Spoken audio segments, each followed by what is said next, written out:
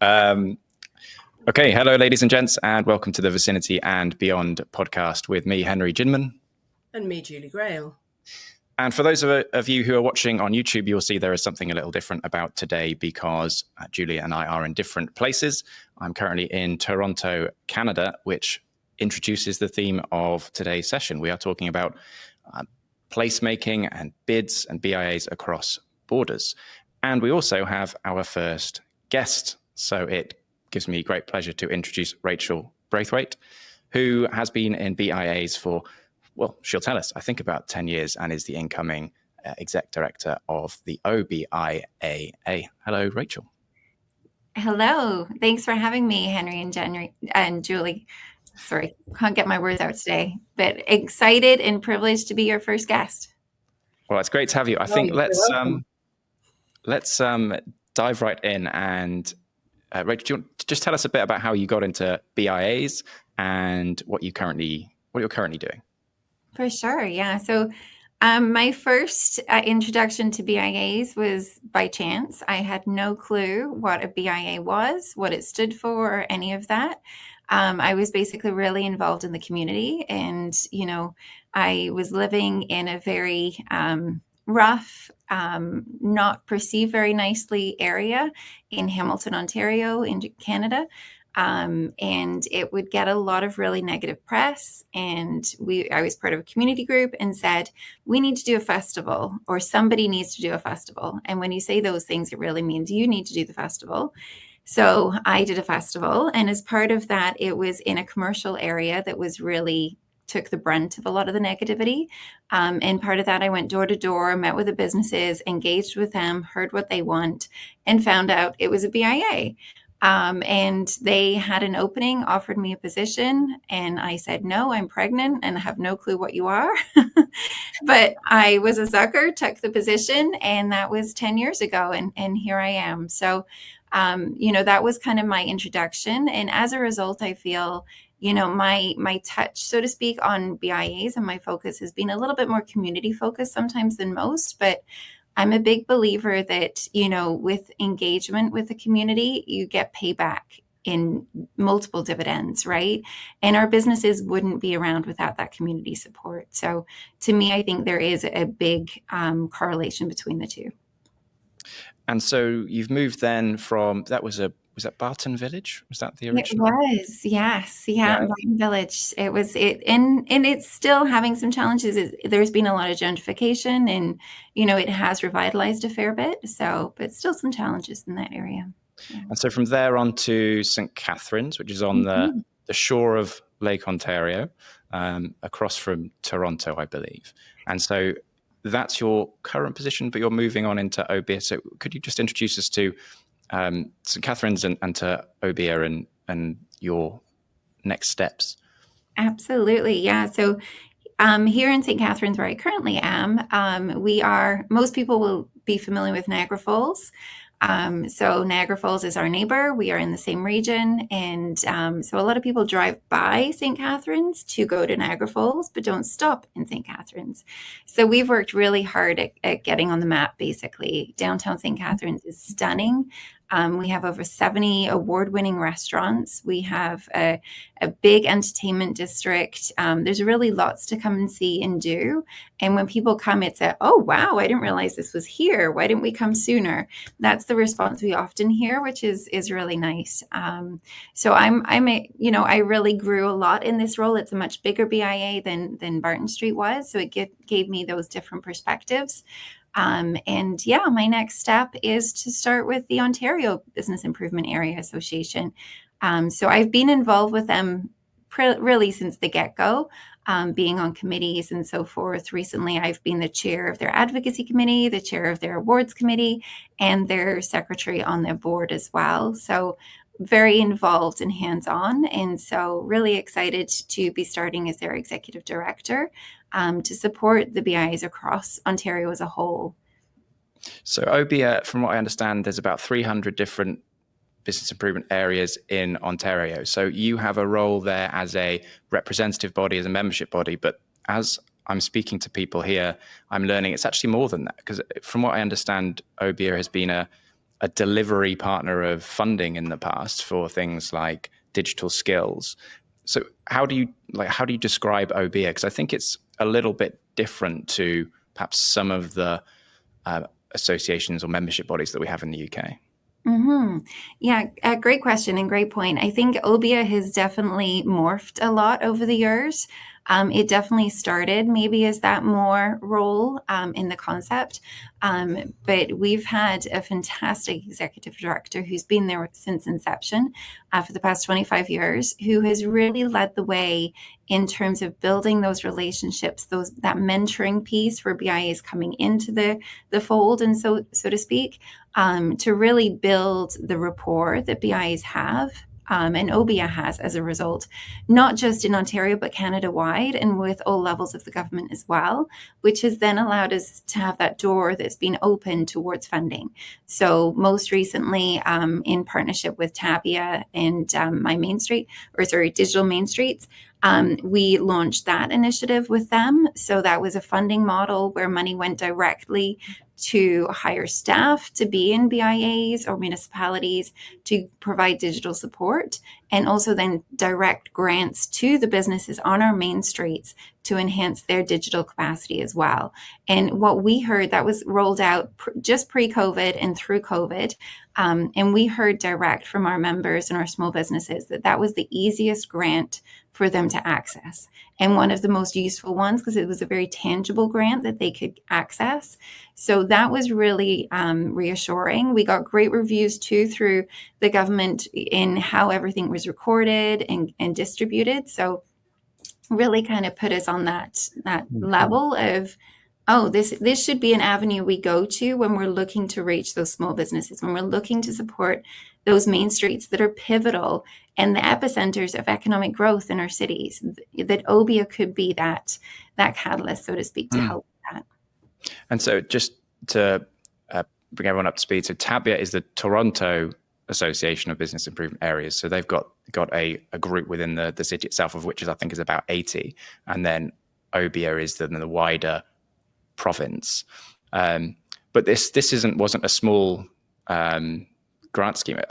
Am I right in thinking there were thousands of grants that were given out to small businesses, and that's all being delivered through OBIAA and Tabia and being reviewed and made sure that it's being used correctly? Is that right? That's right. Millions of dollars. Yes, absolutely. Like I said, it was over several years and a really huge impact piece, right? So we were, we had staff and boots on the ground in each of those municipalities. They would literally go door to door to the small businesses. They would help engage them, walk them through the application process if need be, and really ensure the funds got to them, which was really useful because I find small businesses are pretty tapped in terms of resources often. And so having someone go to them and say, hey, there's a grant. Did you know about that? Here's the application process. Let's work through it together. That is a huge resource that they really need access to and typically don't have, right? I mean, often grants are posted and they're on a website and they're lost. So having that actual person go in and engage with them was really, I think, what made that program so successful. And, we're hoping to see more of it. There were different caveats of it that had continued, but we would love to see something like that brought back for sure. Interesting. So perhaps we should take a step back Henry, now. That kind of triggers that kind of triggers the question for me about the kind of basics of your BIAs and our bids. That are you coming, so from your organizational setup, are they voluntary members into your organization, or is there a mandated membership via the kind of public sector? And therefore, are you more of a public sector organization compared to ours? Because what you've just described is actually quite like our regeneration programs we had pre-bid. So actually the pilot program I ran in London, the Circle Initiative, which was the first pilot program, or first and only funded pilot program for bids, was a regeneration program with government money, which we then handed out money to pilot the concept. So it just feels like you're more entrenched in the public sector than we are. Is that right? I think you're probably a little bit spot on there. Even when we were doing those grants, OBIAA distributed them. There are some municipalities that don't have active BIAs in terms of there's no staffing, so they didn't have capacity to bring on additional staff to roll out this grant initiative. So they actually worked with what we call small business enterprise centers, which are typically more often in municipalities. They're partially government funded, and they do other grant programs. So OBIAA would work with them to bring on additional staff that then would go door to door to the Main Street businesses and support them through it. So definitely with OBIAA, we do have also our membership is not just BIAs, right? It's also, we have some municipalities that are members of OBIAA. So we definitely kind of cross over a little bit in terms of that as the OBIAA body. And then in terms of the business improvement area body, our members are mandated basically. So we are a set geographical area, and we are established through council or through the municipality to be in that area. And then basically every commercially zoned property within that geographical area will pay a levy. They often obviously will pass that through to their commercial tenants. So they become our members. Both the commercial property owners and their tenants are members of the BIA. But there's no opt-out and no opt-in. It is, if you're in this area, it's on your tax base. That's how it's paid and collected through the city and distributed to the BIAs. Right. Thank you.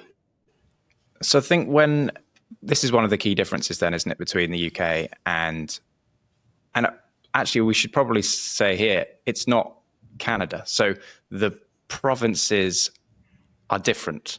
And so talking about these are really Ontario's rules, because I believe in British Columbia, for example, they do have a set term of which they are voted in. But within Ontario, you're in indefinitely? We are pretty much, yes. Yeah, so it's quite different. And you're right, every province is quite different as well.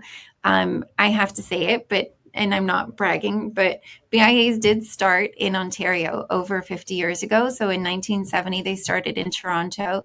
And I will be honest, the legislation hasn't really changed since then. Now, OBIAA, as part of one of our roles, is advocating for updates to that. And what we call it is the legislation is the Municipal Act. That's the term that it is.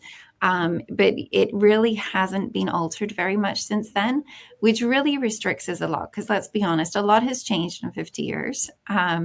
So it is challenging to still kind of work within that parameter, but also I feel expand what we're doing, right? Our mandate from that Municipal Act was very restrictive. It really was about focusing on beautification, enhancing the public realm above that of which the municipality is responsible for. And that was really it. And I feel like today we have morphed so much from that. I mean, through COVID, our BIAs were dealing with advocacy, and they were, post-COVID dealing with safety and security and cleanliness. And those things aren't even in our mandate, but we're doing them because we know they have to be done and someone's got to do them. So there's a lot of gaps that need to be updated. So that is one piece OBIAA has been advocating quite strongly for, is improvements to that Municipal Act. That sounds familiar, Julie, doesn't it? Some of the challenges that are being described there, some of the additional services going into cleanliness and safety. Although I must say, having just attended the OBIAA conference, it still felt that the focus was still more on marketing, promotions, events, more weighted than attending a conference in the UK, for example, where it feels even more that the shift towards cleanliness and security and those kind of activities. But are those activities the things that a BIA can do? Are they mandated in law? Because in the UK, Julie will help me here, but it's very open, right? They are very innovative, creative organizations who have that ability to take on different tasks. And then because if they aren't doing the things which the community wants, they can be removed by those businesses that have voted them in. Is that fair, Julie? Yeah, I mean, I think perhaps one of the other differences is that, we're inviting a business community to vote in to a bid area with a predefined area the same. And following a majority vote, and I say a majority vote, we don't have a turnout threshold. That's one of my kind of regulatory bugbears, that I've been lobbying to have a turnout threshold in the ballot process for many, many years, because we can, in a community, win a ballot as long as we have a majority of those who turn out. So you could only have 10% of businesses actually voted yes on a low turnout and still have a levy on you. But in essence, once you're established, the local authority is required to maintain the statutory services and any other discretionary services that are built into a baseline agreement when we go to ballot. And we can almost do anything else. The bid kind of infrastructure and the details around our regulations effectively allows us to do any projects and services that we choose, but within the caveat that it can't be contrary to local authority policy at any time. So that's and we wouldn't want to deliver statutory services. However, one of our previous podcasts talks a lot about the challenge that we are, in fact, no longer just doing additionality because the public purse has dried up and we're having to fill the gaps. But Henry's right. Yeah, we can kind of do anything, and therefore the basis of ours now is clean and safe first, because we've got no public money. Everybody's struggling, and we have to get the basics right before we put the extras on top. Yeah, and that's definitely something that we're feeling and hearing here for sure, in terms of, a lot of our municipalities, that they've lost access to some of the funding they typically would have. So it means that they are a little bit more cash strapped, and they're looking at ways to, is this something we have to do, or can the BIA take this over, kind of thing, which is challenging because our members still expect the same level of service, right? So that can't alter. But obviously the money is the challenge, because everything's going up in cost too, even more so now, I'm sure, with tariffs. So it is a challenge balancing everything, right? And keeping everyone happy. And sometimes the only way to keep people happy is through change, right? And saying, you know what, we're not going to do the initiative that we've done for the past 30 years. Although it's been great, it's time for something new.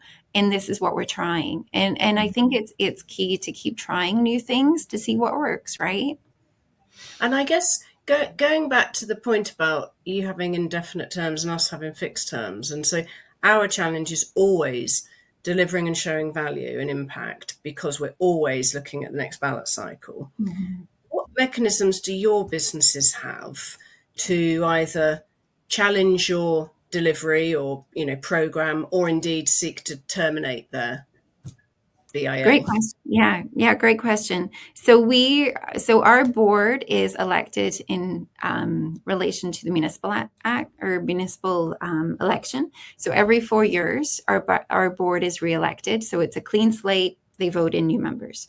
And at that point is a really good opportunity for them to say, we don't like the direction. We do like the direction. We like this person. We want to see what they're going to bring. So that is an opportunity for a bit of change for sure. We do an annual general meeting every single year as well, where we obviously share our financials, share an update of what we've done.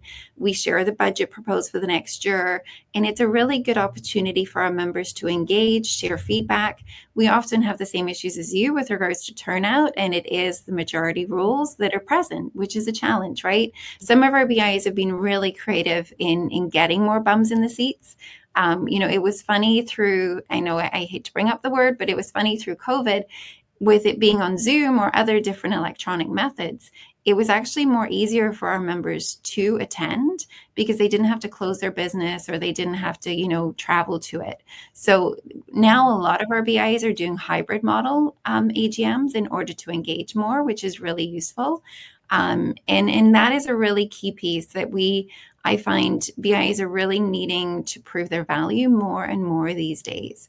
And so not only can our members come direct to the board and come direct to those annual general meetings, they can also go direct to councillors and municipal staff. Because at the end of the day, it really is, because we are under that municipal act, it is council that decides what happens with the BIA.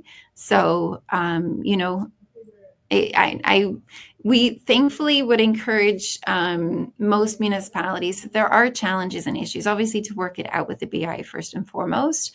But there is the dissolution ability. There is the dormancy policy that we have here that we'd actually recommend more so than dissolving, because it is quite an onerous process to reestablish a BIA. So there's been a number of BIAs that have implemented more of a dormancy policy.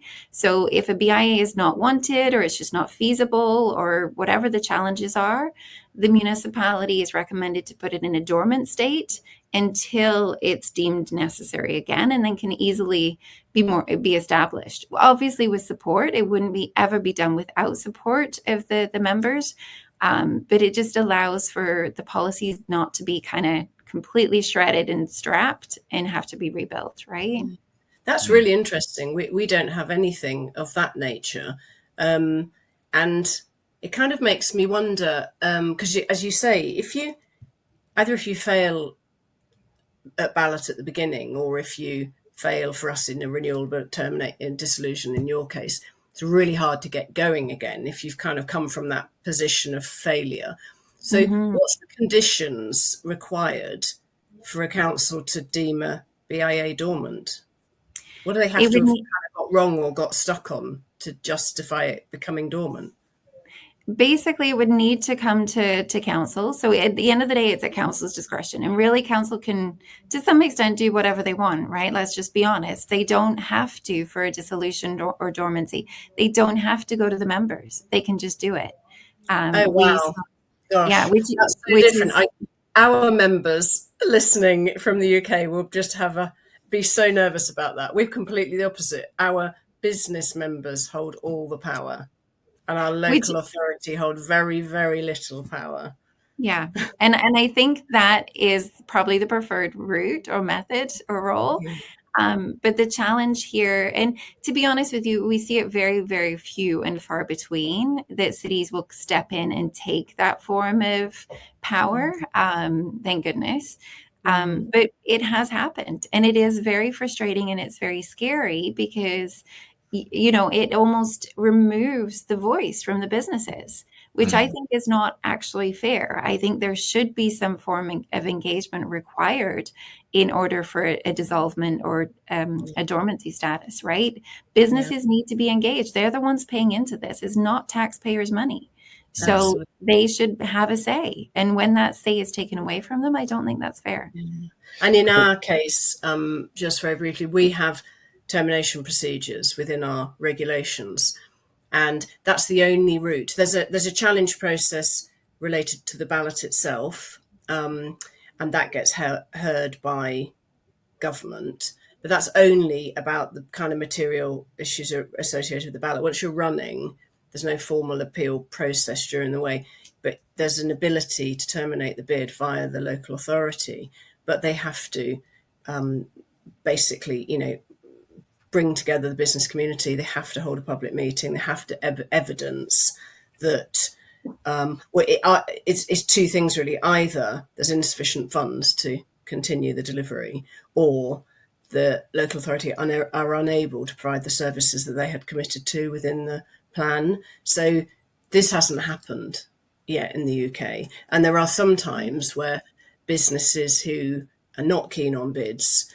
want to find a route to try and terminate midterm, and a route doesn't really exist at the moment. And I guess because we've only got 5 years, that's not a major problem, because there's always looping back round. If you don't have that, you have to have more stringent control, I guess.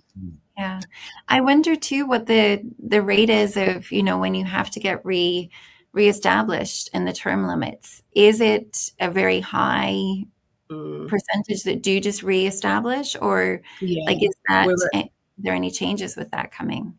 Yeah, we've got lifetime total over the 20 years of all ballots, I think, is still at 93% success rate. Wow. But that takes into account quite a few that were dubious starts at the beginning. So when you really look at it, it's higher than that.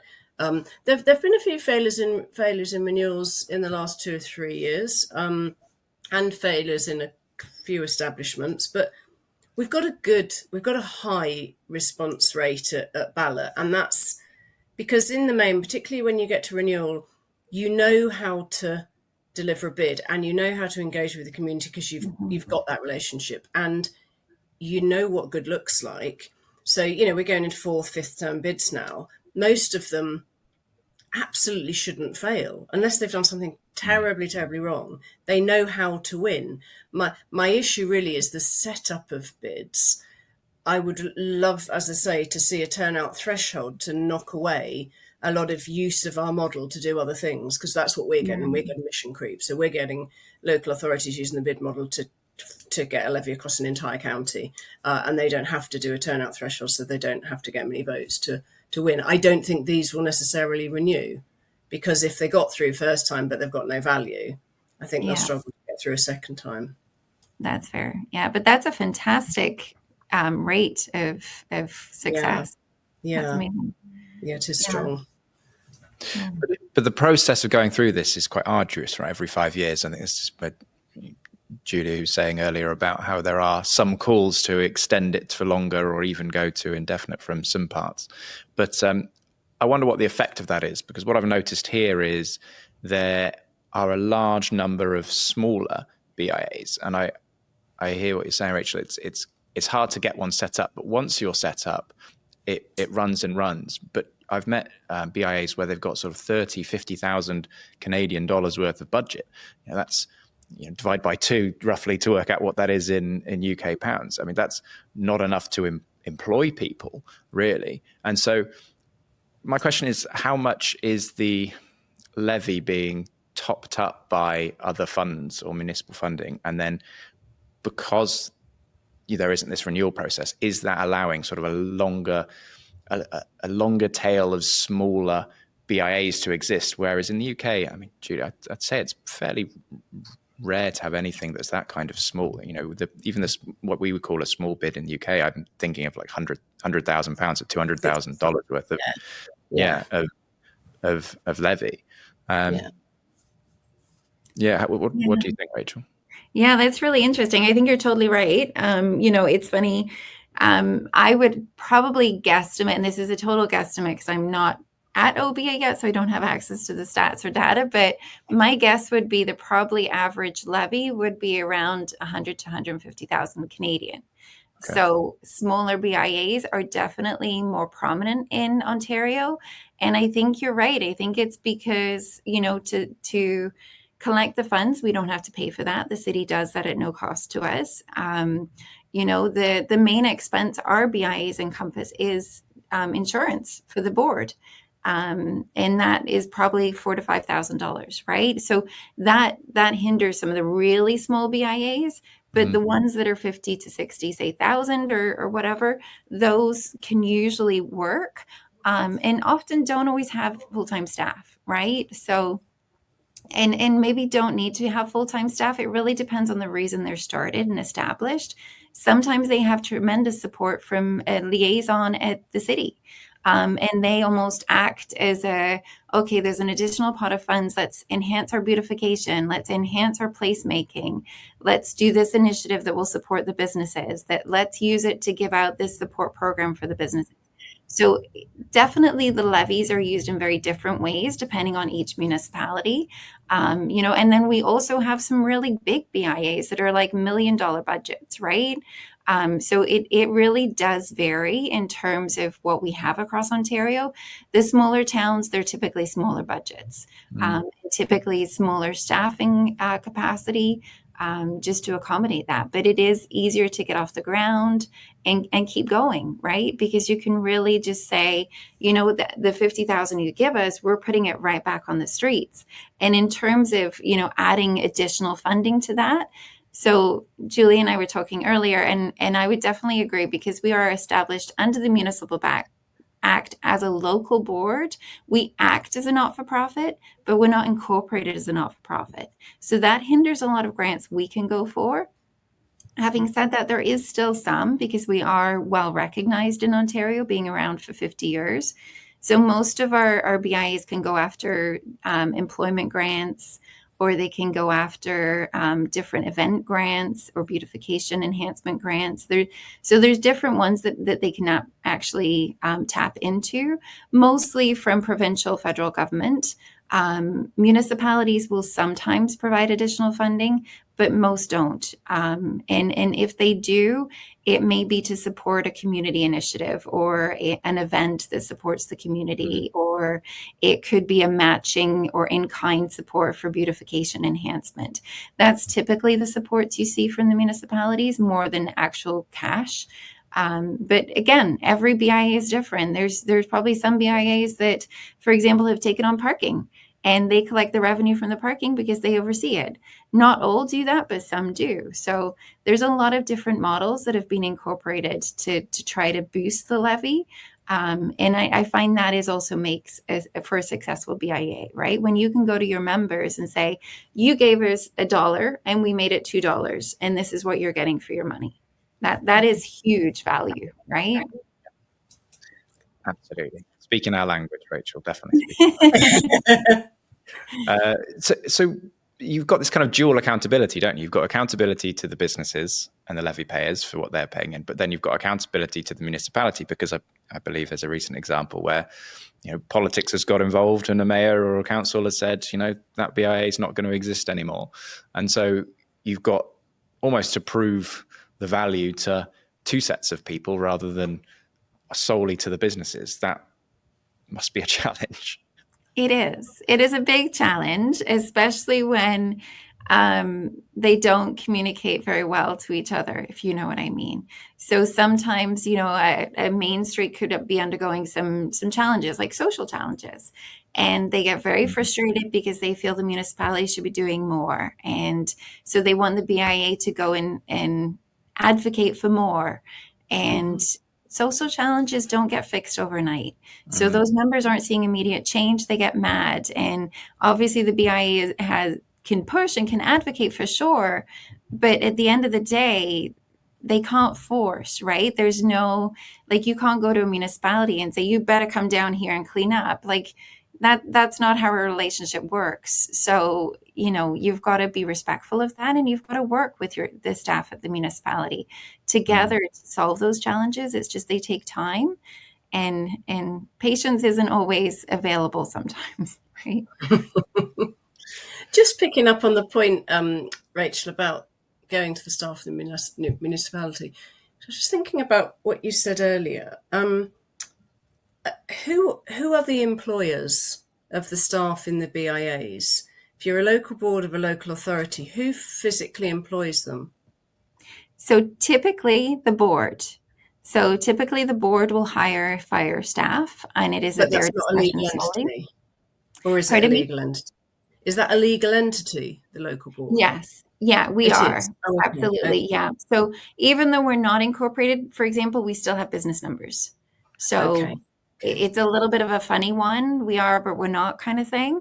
So absolutely, we are quite separate. So for the most part. So there's a few different avenues and ways it's modeled. But for example, from what I have seen in my two BIAs, and I think probably for the majority of BIAs, it's very separate. So quite literally, the city collects the levy, but they give us a check. We have our own bank accounts. We have our own payroll system. We have everything separate. We have our own insurance. I started thinking you were closer than that, and then started questioning the difficulty of you're lobbying your own colleague if you're an authority member as well. Yeah. And there are some BIAs that work with that model, right? And I think that's a growing trend we're actually seeing, and more so for the smaller BIAs where they don't necessarily have a full budget to pay for a full-time staff. What we'll see there is they may have in the economic development office, they may have a staff that works part-time to support the BIA. So they are employed fully by the city. The levy from the BIA may help fund a portion of their salary. It may not sometimes. It really varies. So, and then there's also some BIAs who their financing is all done by the city. And they have to do check requests to the city to get payment. So there's definitely a lot of different models out there. It really does depend on the municipality and what the model they want to implement. Yeah. And it's interesting, Henry, we've talked about this before because our very first podcast was about self-billing. And one of the frustrations from a bid point of view in the UK is we have a necessary relationship with our local authority on lots of different levels, including they carry the duty and responsibility for collecting our levies from our business communities under our levy rules that we've published in the business plan. And too often, it's not done in a timely fashion, it's not done in an accurate fashion, it's done in quite an expensive fashion. So they charge that service back to us, and typically, I mean, from an industry guidance point of view, we've tried to advocate that it's a maximum of £35 per unit per bill, and or 3% of levy income, whichever is the less. Now, that's only guidance, that's not formality. So we still have many local authorities charging a lot more than that. So as you say, when you get to the smaller locations, there's no coincidence we don't have very small locations, because once you've taken that slice out and the cost of employment and the cost of the legal entity, you've got very little project money left anyway. So we're kind of, I think our machinery is more expensive because of the way we're set up, which does force it to bigger locations, perhaps, as Henry said. Yeah, that's true. Yeah, it is. When I was listening to that podcast recently, and I was shocked at just how much is charged and how you don't know and how inefficient it can be, and it can really set you back. Because I think as part of it, you were saying how sometimes it doesn't even get collected until after the date. And that is challenging, right? I know working in BIAs, you're typically being not-for-profits. You're cash strapped, and every day you're hand to mouth, aren't you? Yeah, and cash flow really matters. Yeah, and this is something we've lobbied hard for in the UK, for local authorities and those departments to understand. It's our primary and almost only income sometimes, and we've got bills to pay. And now matters. It's not, oh, well, you'll get it sometime. Now matters. And that's been tricky. So hence trialing and showcasing the self-billing method, which has worked brilliant in the location we've set it up in Worcester, and many more are now looking at it, because they'd rather have control of their own destiny, at least the first half of it, collection, even if they don't then choose to do the enforcement element, because it just matters so much that the money comes in a timely way.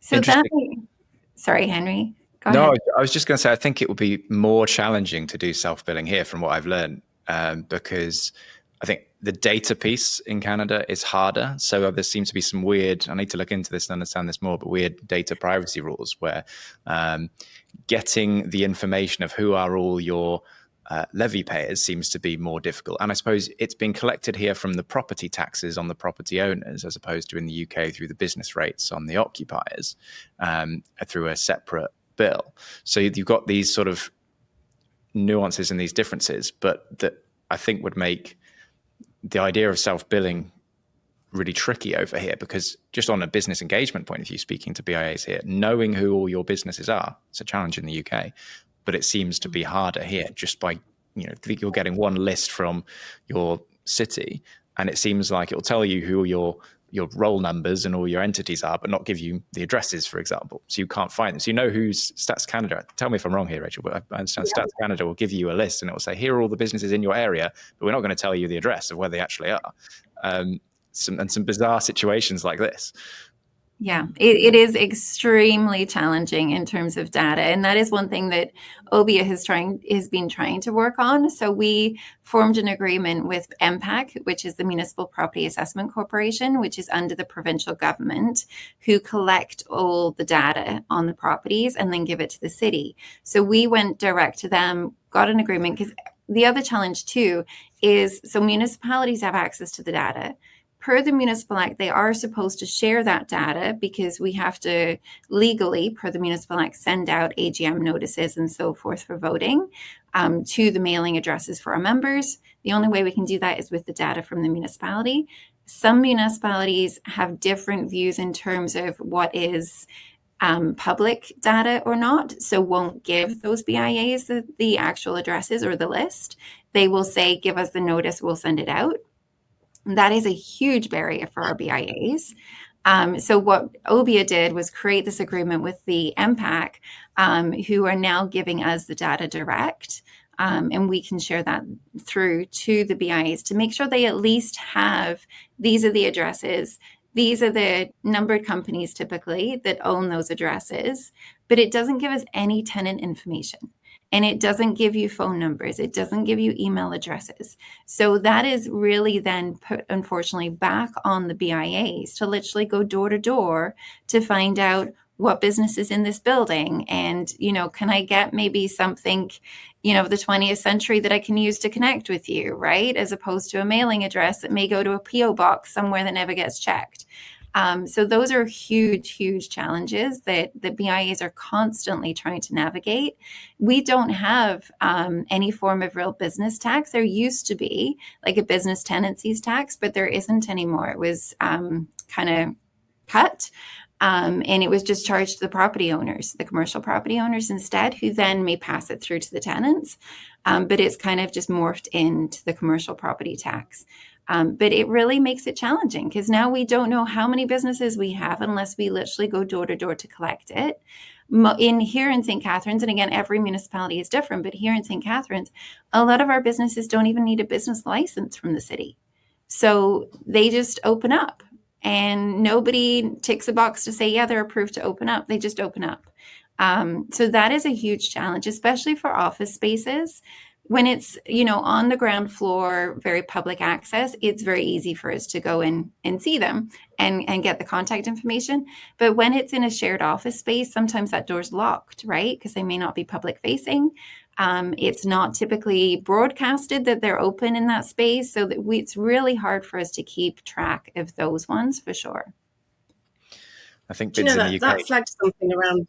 Yeah, flags something around owners versus occupiers. Because when we first looked at pre-legislation here, and we looked at everywhere else in the world that was doing this, and we looked at the original Canadian model of the mom and pop shops, and they were owner occupiers, and it was very much on the ground with the occupier paying and kind of owning the initiative, and then gradually, as you say, because the taxation changed, it ended up on owners, and the States, obviously in America, it's on owners because that's where the tax is. There was an assumption here, presumption, I should say, really late 90s, when all the original research had been done, that we would have a levy on our owners. And it was property owners who were the ones keen to see bids established here, and they wanted to pay levies.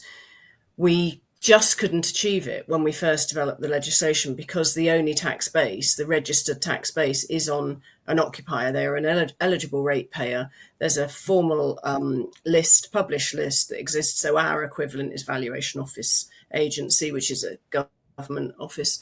And every single business unit, every building has a registered number and a value attached to it. So that's what we piggyback on.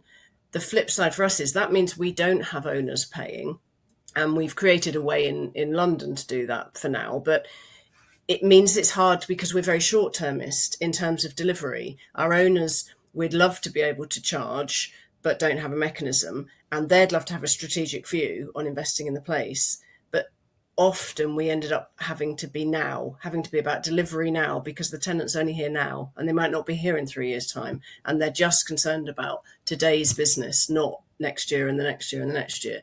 So that's changed the sort of momentum, I think, for us. Mm-hmm. But we have data. I mean, we don't have contact names either, and we don't have contact email addresses. We only have a company name and address, but we have a starting point, a better starting point by the sound of it than yours. Yeah, absolutely. Yeah. And that's really interesting to me, though, the challenge of not charging the owner, because definitely here what we are seeing is the owners are very engaged. They're very passionate because they're invested in a physical asset. A tenant can move to a different building, right? So they don't have as much of an anchor to the space, so to speak. Now, having said that, most of the tenants I've worked with are still very passionate, still very engaged, and really get to know the community, which is a huge plus for having them at the table. But the property owners definitely, I think you're right, have that more long-term view of, you know what, this is a bump in the road for now, but I know it's going to improve the area in the long run, so I'll support it. Whereas tenants may have a harder time seeing that vision, right? Because they're kind of like, this is hurting my bottom line right now, and I need the money to survive for tomorrow. So it's that's got to be a challenge only working with the one group. I definitely do like working with both of the two different groups. Does that mean that we do? So does that mean that the BIAs get more involved in things like vacancies and trying to fill empty units because of that relationship with the property owner? Because a few of the conversations that I've had recently were around like retail mix, and BIAs asking us about, can we get that data on what are all the categories and types of businesses? Because they seem to be taking a view on, or looking to try and inform, particularly the bigger BIAs perhaps, what is the mix of businesses in the place, and so are they taking a role in that? Yeah, most of them do, for sure. Obviously, depending on capacity, right? If you've got staff and you've got budget to allow and allocate for that, absolutely. There's some BIAs who have a listing on their website of available commercial spaces in their downtown. There's a number of BIAs actually that won OBIAA awards this year because they did, in partnership with a municipality, because they did tours of vacant buildings and they had done a whole marketing campaign of what the space could look like. And, so definitely it can be a big focus of some BIAs. Other initiatives that BIAs across Ontario have done really successfully is Win This Space. So that's in partnership, usually with the landlords, but also with other different groups. And it's often got sponsorships as well to help offset the costs, where basically there's a whole program where new entrepreneurs are trained, they're taught to do a business plan, taught to do a budget, so forth, and they present in front of judges, and the winner gets free space for a year. So that has been really successful. And the landlords typically love it because they want their space filled, right? Mm-hmm. And typically the winners, because they go through such a strenuous training program and support system, they're very successful. So we did it here. It was before my time, so I can't really take credit for it. And the business that won is still open and operating. So there's lots of different initiatives focused on filling vacancies for sure. Very cool. Julie, did you have a question on that? Otherwise, I'd like to ask about Indigenous and First Nations, because that's something that we don't really cover here. But before we move on to that. No, you go ahead. That sounds good. Ahead? Yeah. Because it was interesting to me at OBIAA that there was the land acknowledgement before one of the sessions. So this was a completely a new thing to me. Where does this interact with BIAs? Where do the cultural differences? Is it around integration? Are there BIAs that are specifically for First Nation peoples? There's obviously the land acknowledgement, but I'd just like to know a bit more because it's very different. Yeah. A great question, and I'm pleased you answered this because I think it's a very important topic. I would say, again, every BIA is different based on either the priority that the board are setting or the staff are setting for it, but also based on location, I would say. So, for example, if a BIA is in an area with a high Indigenous population, they probably have much more of a focus and emphasis and understanding and awareness of it, right? So I can give you some examples here. So here in St. Catharines, we have a very strong Indigenous community who I have the utmost respect for. And there's a number of different initiatives they do here in our downtown. Now, we don't have, unfortunately, Indigenous staff on our staff. So I would never want to take the leadership of, say, planning an event or planning an initiative without their involvement, because that to me would be disrespectful. So I think it's always important to engage with the community. And what I see a BIA's strongest asset being is the ability to help amplify voices that aren't always heard. So, for example, here in St. Catharines, I'm looking across my desk because I have a pile of red dresses. So May 5th is an awareness day for missing, murdered, and Indigenous women and girls. So it, unfortunately, It's sad that we have to raise awareness for that, but it is a huge issue in Canada, where the majority of women that are missing or are murdered or trafficked are Indigenous. And it's quite shocking, the numbers. So this day is done to raise awareness. And as part of that, red dresses, what we do to help support that is they provide us red dresses and we hang them on our street poles down our main street instead of banners. And they do a walk that starts at City Hall. They share awareness and stories and statements. And then they do a walk through our downtown under those red dresses with the kind of awareness, the respect given, those dresses representing women and girls that are Indigenous that are missing or murdered. So it's a really, really impactful piece. A lot of people will see it and be like, wow, like they'll drive down our main street or they'll walk down the street and they'll be like, what are the dresses for? And I'll tell them and they'll be like, oh my gosh, that is so impactful. And those that do know, because we've been doing it for a few years, will reach out and just be like, I'm so pleased that that's being recognized and that awareness is being given to that because it's important. And I'm not the one organizing it. I cannot take that credit by any means. But as a BIA, we can help amplify that voice. And in Canada, it is a voice that has been pushed down. And it is a voice that has not been listened to. And it's a voice that's been tried to be whitewashed. And that was wrong. Our past was wrong. We have so many things that we did in the past that we need to learn from and we need to improve upon, which one piece of that is doing a land acknowledgement. When you start a public meeting or any of those kind of different initiatives, it is important to acknowledge that in Canada, the land that we're on is here because of that Indigenous community that came before us. And I just give you the example here because I'm literally staring at those dresses, but there's BIAs across Canada and Ontario that are doing other different initiatives that are really impactful too and important for the community that they're in. And I think that is very important. And that is something I'm really proud too of BIAs in Canada and in Ontario for, and probably in England they're doing this too, but that ability to help amplify those voices, right? To ensure our community is represented and is heard and is present. You know, here, not to switch a little bit, but here as well in St. Catharines, we have done an event called Holy Festival of Color in the past.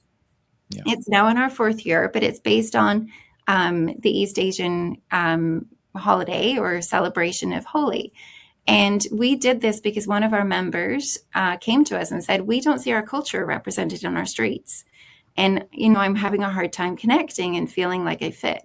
So we said, okay, what can we do? And she said, well, Holi or Diwali? We said Holi because Diwali is with fireworks. And let's just be honest, that's a little bit more challenging for us with insurance. So we did Holi, and it is the most beautiful celebration where people of all colors come and throw paint packets in the air. They get absolutely covered in paint, and then we have the fire department come and hose everyone off. It is quite hilarious, but a beautiful celebration. And after we did the first event, we had a community member that moved literally to our downtown streets because they said they felt this was their community and they felt included and involved. We also had an Indian restaurant open just after that too. And to me, that is key, right? Our main streets are important. They're pivotal to our downtown, to our cities and our countries. But without the community connection, what are they, right? And yes, the businesses will be there, but the businesses won't be there without the community shopping in them and supporting them and promoting them and visit. So to me, that really ties in a fair bit, right? And obviously every BIA is different in how they roll that out and implement it, but it is a pivotal part, I feel, of what we do. It's a third accountability, isn't it, as well? You're accountable to your businesses, you're accountable to your municipality, and you're accountable to your community. Yes, lots of people to please, for sure. We are going to have to wrap up in the next couple of minutes. So should we just do a bit of a quick fire close with you, Rachel? What's one Canadian place that you think is doing placemaking brilliantly?